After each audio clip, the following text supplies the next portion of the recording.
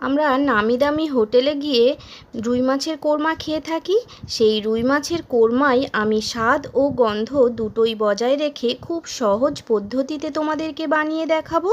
আশা করি তোমাদের খুব ভালো লাগবে। আর যদি ভালো লাগে, আমার চ্যানেলে যে সমস্ত নতুন বন্ধুরা আছো, তোমরা যদি ফেসবুক থেকে দেখো তাহলে পেজটিকে ফলো করে, আর যারা ইউটিউব থেকে দেখছো তারা একটা সাবস্ক্রাইব করে আমার পাশে থেকো। তাহলে আজকের রেসিপি রুই মাছের কোরমা আমি কিভাবে বানালাম তা দেখে নাও আমার এই আজকের ভিডিওতে। তো দেখো, তো প্রথমেই এই রেসিপিটা বানানোর জন্য তোমাদের নিয়ে নিতে হবে পছন্দ মতো রুই মাছ। তো এখানেও আমি নিয়ে নিয়েছি, আগে থেকে এটা কেটে ধুয়ে পরিষ্কার করে রেখেছিলাম। তো এখন এর মধ্যে পরিমাণ মতো নুন আর পরিমাণ মতো হলুদ গুঁড়ো, আর দিয়ে দেব অল্প একটু কাশ্মীরি লঙ্কার গুঁড়ো হাফ চামচ মতো। আর এখন দিয়ে দেব আদা, রসুন, কাঁচা লঙ্কা আমি একসাথে পেস্ট করে রেখেছিলাম, তো এটাই 1 চামচ এখন দিয়ে দেব। দিয়ে দিলাম কাঁচা 1 চামচ সর্ষের তেল।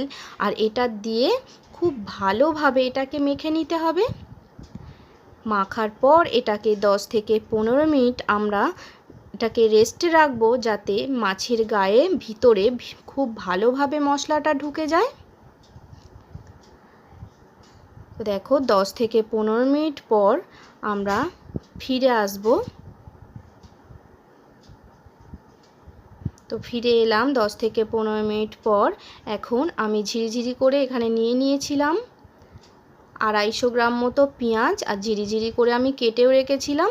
তো এটাকে বেরেস্তা বানাবো। এই পেঁয়াজটাকে এখন হাতের সাহায্যে একটু প্রেস দিয়ে দেখো পেঁয়াজটাকে একটু ছাড়িয়ে নিচ্ছি। তো এখন অন্যদিকে আমি কড়াই বসিয়েও দিয়েছি, আর তেলটাও গরম হয়ে গেছে। তো কড়াই আমি দিয়ে দিয়েছি পরিমাণ মতো সর্ষের তেল। তো আজকে রান্নাটা আমি সর্ষের তেলেই করব, আর এই সর্ষের তেলে এই রান্নাটার স্বাদ হবে দুর্দান্ত। তো দেখো এখন আমি দিয়ে দিলাম সেই তেলের মধ্যে পেঁয়াজ, বেরেস্তাটা ভেজে নেব পেঁয়াজটা দিয়ে। আর অবশ্যই তোমরা গ্যাসের ফ্লেমটা হাই রেখে বেরেস্তাটা ভাজবে, তাতে তোমাদের সুবিধা হবে। তো দেখো বেরেস্তার কালারটা যখন এরকম আসবে হালকা ব্রাউন কালার, তখন তোমরা উঠিয়ে নেবে। এর থেকে বেশি যদি তোমরা ভাজো তাহলে এটা একটু তিতো হয়ে যেতে পারে রান্নাটা। তো দেখো বেশি ভাজবে না তোমরা, এরকম করে এরকম যখন কালারটা আসবে তোমরা উঠিয়ে নেবে। আর এক্সট্রা তেলগুলো তোমরা এইভাবে কিছু একটা সাহায্যে প্রেস দিয়ে ঝরিয়ে নেবে। তো সেই বেরেস্তা ভাজার একই তেলের মধ্যে আমি মাছগুলো ভেজে নেব। তার জন্য দিয়ে দিলাম মাছ, আর যখন এক পিঠটা হয়ে যাবে তখন আর এক পিঠটা ভাজার জন্য আমরা একটু উল্টিয়ে দেব।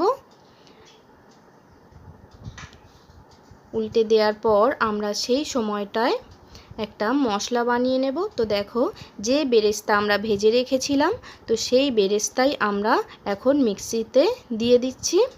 আর আমি কয়েকটা বাদাম ভিজিয়ে রেখেছিলাম, তার মধ্যে কাজু, আনমোল আর কিশমিশ আমি এটা আগে থেকেই ভিজিয়ে রেখেছিলাম, তো সেটাই দিয়ে দিলাম। এখন দিয়ে দিলাম 1 চামচ মতো পোস্ত আর 1 কাপ মতো টক দই। এটা একটু জল দিয়ে আমরা পেস্ট করে চলে আসছি।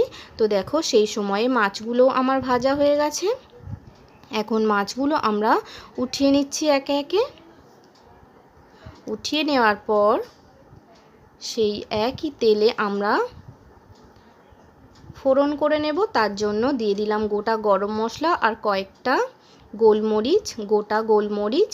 আর দিয়ে দেব অল্প একটু হাফ চামচ মতো মৌরি ফোড়নের জন্য। আর দিয়ে দেব একটু জৈত্রিক।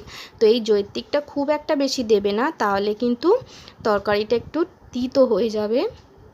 অল্প করেই জৈত্রিকটা তোমরা দেবে, দিয়ে ফোড়নটাকে একটু ভেজে নেবে। ফোড়ন থেকে যখন সুন্দর একটা গন্ধ বেরোবে তখন তোমরা আদা, রসুন আর কাঁচা লঙ্কার পেস্টটা দিয়ে দেবে। দিয়ে এটাকে একটু হালকা ভেজে নেবে। যখন এই কাঁচা মশলার গন্ধটা চলে যাবে তখন তোমরা দিয়ে দেবে পরিমাণ মতো নুন, হলুদ আর কাশ্মীরি লঙ্কার গুঁড়ো, আর দিয়ে দেবে 1 চামচ মতো জিরের গুঁড়ো। এখন একটু জল দিয়ে এটাকে কষিয়ে নেবে। আর জলটা দেওয়ার কারণে তোমাদের মশলাটা পুড়ে যাবে না। তো অবশ্যই এই সময় গ্যাসের ফ্লেমটা একটু মিডিয়াম রাখবে, রেখেই তোমরা এই কাজটা করবে। তো যখন মশলা থেকে সুন্দর একটা তেল ছাড়তে শুরু করবে, আস্তে আস্তে যখন তেলটা ছাড়তে শুরু করবে, তখন তোমরা বেটে রেখেছিলাম যে আমরা আগেই কাজু কিশমিশের পেস্ট, তো সেটাই এতে এখন দিয়ে দিতে হবে।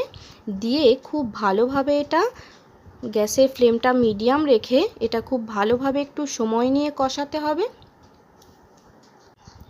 যখন খুব ভালোভাবে এটা কষানো হয়ে যাবে তখন এই মশলাটার থেকে আস্তে আস্তে তেল ছাড়তে শুরু করবে।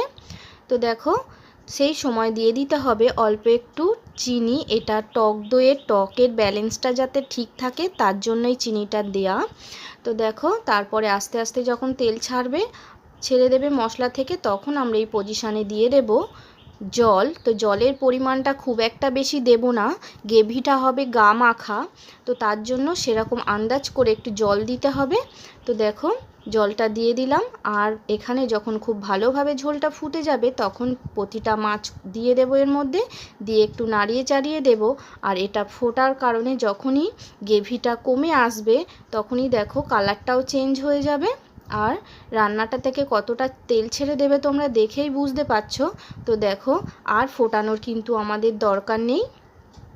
এখন আমরা এর মধ্যে দিয়ে দেব চেরা কয়েকটা কাঁচা লঙ্কা আর 1 চামচ মতো কেওড়া জল দিয়ে এটা খুব ভালোভাবে ঝোলের সাথে মিশিয়ে দেব নাড়াচাড়া করে। মেশানোর পর এটাকে আমরা একটু সবার শেষে গ্যাসটা বন্ধ করে একটু 1/2 চামচ মতো গরম মশলার গুঁড়ো দিয়ে এটাকে একটু 5 মিনিটের মতো ঢেকে রাখবো। তারপর 5 মিনিট পরে আমরা এটাকে সার্ভ করব। তো দেখো বন্ধুরা 5 মিনিট হয়ে গেছে, এখন এটাকে সার্ভ করব। তো দেখো রুই মাছের কোরমা কিন্তু একদম আমাদের রেডি। তোমরা এটাকে অবশ্যই বাড়িতে ট্রাই করে দেখো, আর কেমন হয়েছে একটা কমেন্ট করে জানিও। তোমাদের একটা লাইক একটা কমেন্ট আমাদের কাজ করার আগ্রহকে অনেকটা বাড়িয়ে দেয়।